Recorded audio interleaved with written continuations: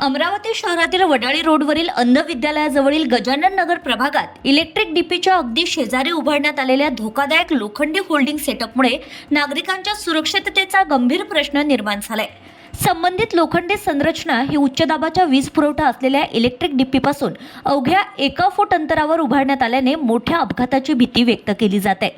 स्थानिक नागरिकांच्या माहितीनुसार रस्त्यालगत असलेल्या एका किराणा दुकानाच्या छतावर सुमारे 20 बाय 20 फूट उंच लोखंडी होल्डिंग सेटअप बसविण्यात आलाय। हा सेटअप अत्यंत जड लोखंडी अँगलच्या सहाय्याने उभारण्यात आला असून तो थेट महावितरणच्या इलेक्ट्रिक डीपीच्या अगदी शेजारी आहे। त्यामुळे विद्युत सुरक्षेच्या दृष्टीने ही बाब अत्यंत धोकादायक ठरतीये।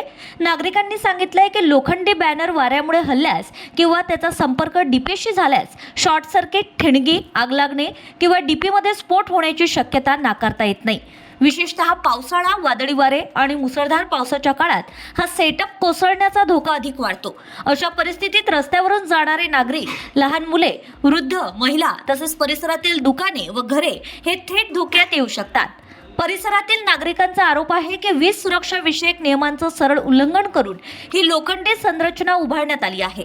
उच्च दाबाच्या विद्युत संरचनेजवळ अशा प्रकारची धातूची उंच बांधकामे करणं हे नियमबाह्य असून यामुळे जीवितहानीसह मोठे आर्थिक नुकसान होण्याची ही शक्यता आहे। या पार्श्वभूमीवर गजानन नगर परिसरातील रहिवाशांनी प्रशासनाकडे तातडीने तक्रार दाखल करून धोकादायक लोखंडी होल्डिंग सेटअपची त्वरित पाहणी करून ते हटवावं, तसेच नागरिकांच्या सुरक्षेसाठी आपत्कालीन उपाययोजना कराव्यात अशी मागणी केली आहे। यासोबतच अशा प्रकारचे अनधिकृत व धोकादायक बांधकाम करणाऱ्यांवर कठोर कारवाई करण्याचीही मागणी यावेळी करण्यात आली।